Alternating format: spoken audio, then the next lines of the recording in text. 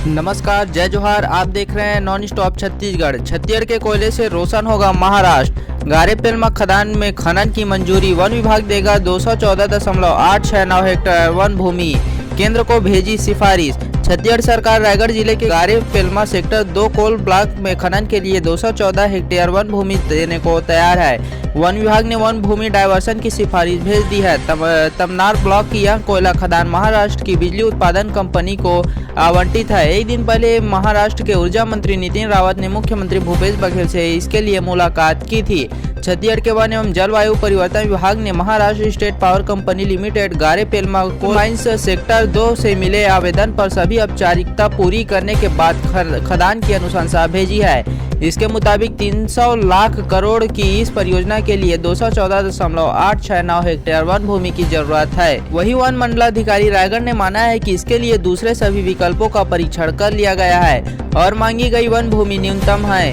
खदान के लिए इस क्षेत्र में कुल 3684 पेड़ काटे जाने हैं। इसके लिए एवज में चक्रधरवरपुर, नटवरपुर और धुमाबहार गांवों में 214.869 हेक्टेयर निजी भूमि में क्षतिपूर्ति वृक्षारोपण की राशि जमा करने हेतु आवेदन संस्थान द्वारा आवश्यक शर्तें की प्रक्रिया पूर्ण कर ली गई है। वहीं इसके तहत स्थल विशेष वैकल्पिक वृक्षारोपण हेतु रायगढ़ वन मंडल के ग्राम चक्रधरपुर के निजी भूमि 115.207 हेक्टेयर, ग्राम नटवरपुर में 95.483 हेक्टेयर और ग्राम बगसुरिया में 4.248 हेक्टेयर कुल 214.938 हेक्टेयर रकबा प्रस्तावित है। स्थलवार 10 वर्षीय क्षतिपूर्ति वृक्षारोपण योजना तैयार की गई है।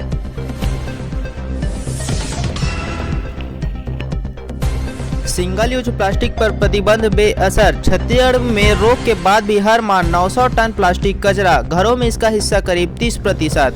सिंगल यूज प्लास्टिक पर 1 जुलाई 2022 से छत्तीसगढ़ में पूर्ण प्रतिबंध लगेगा। केंद्र सरकार के नोटिफिकेशन पर राज्य शासन ने सभी एजेंसियों को इसके निर्देश जारी कर दिए हैं। पूर्ण प्रतिबंध लागू होने से अभी तकरीबन 2.5 माह है। प्रदेश में पॉलीथीन पर 2017 से रोक लगी हुई है।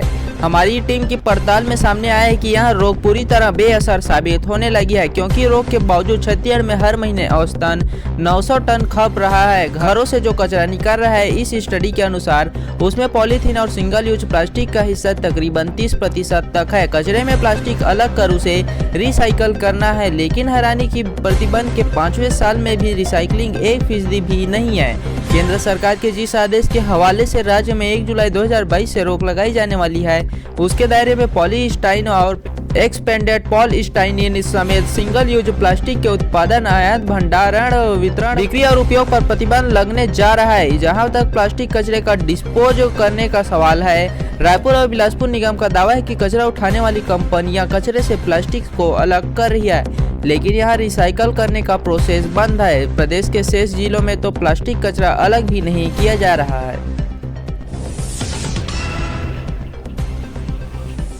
आकांक्षी जिलों पर सख्त हुए केंद्रीय मंत्री ज्योतिरादित्य ने कहा, विकास के लिए राजनीति नहीं, सरकार किसी भी दल की हो, दोनों की योजनाएं चलनी चाहिए। आपको बता दें कि केंद्रीय उड्डयन मंत्री ज्योतिरादित्य सिंधिया ने कहा कि स्वास्थ्य सुविधा के साथ अन्य योजनाओं का क्रियान्वयन समुचित तरीके से होना चाहिए। विकास के लिए राजनीति सही नहीं है, सरकार किसी भी दल की हो, लेकिन देश और प्रदेश की ओर से चलने वाली विकास की योजनाओं को रोकना सही नहीं है।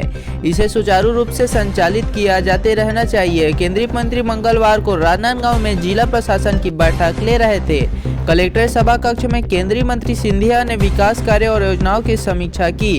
कहा कि राजनांदगांव जिला आकांक्षी जिला है, ऐसे में इस जिले के समुचित विकास के लिए रणनीति बनाकर काम करना है और केंद्र की योजनाओं का विस्तार अच्छे से होना चाहिए। कुपोषण को लेकर भी केंद्रीय मंत्री सख्त दिखे। उन्होंने कहा कि कुपोषण देश के लिए कैंसर के समान है, इसे दूर करने के लिए जल्द ही योजना बनाकर काम करने की जरूरत है।